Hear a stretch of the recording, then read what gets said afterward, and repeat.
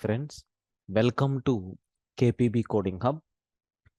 We came up with another series of videos like Python interview questions.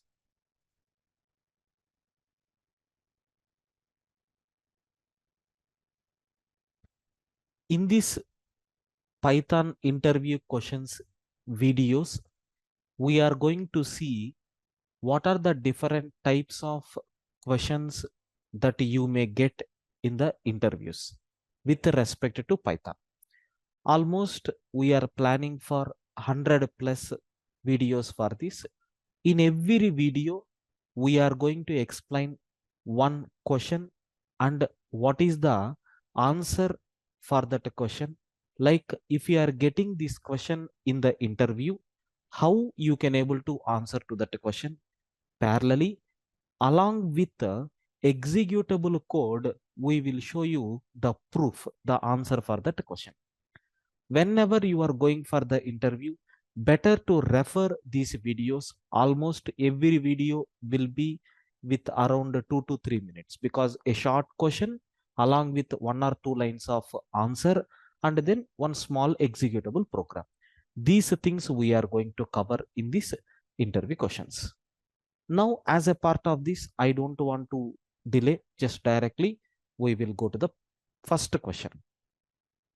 The first question here is,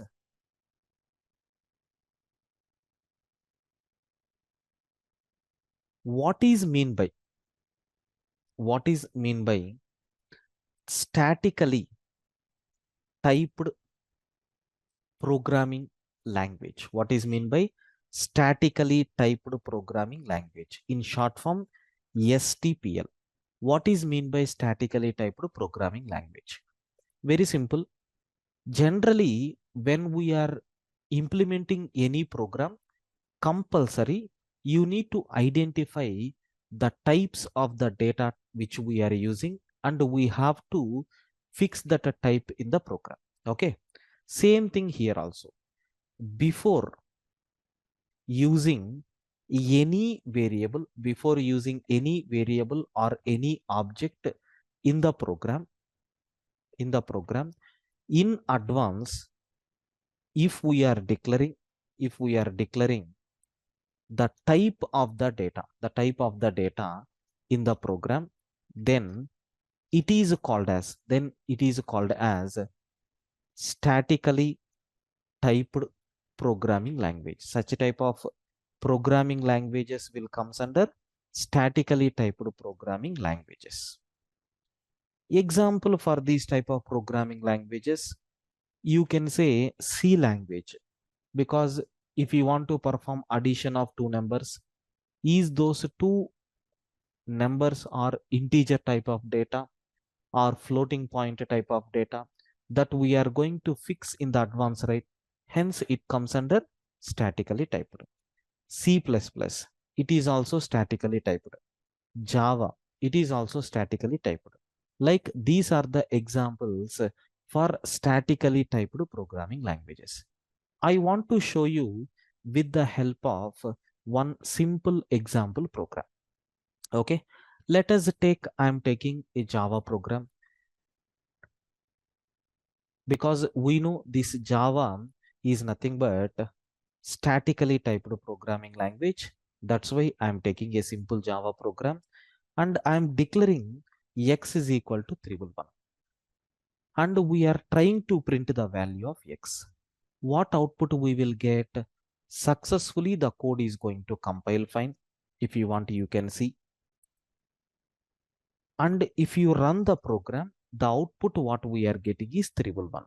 Hence, this is nothing but statically typed programming language. That's why before using this variable, you have to declare the type. What happens if you are not declaring the type? We will get compilation error message. If you want, you can see. What is the message that we are getting? Cannot find symbol x. Variable x is not defined. Proper type is not declared, like that we are getting. Okay. So compulsory you have to declare the type of the data. So what is the output of this program that you are going to get?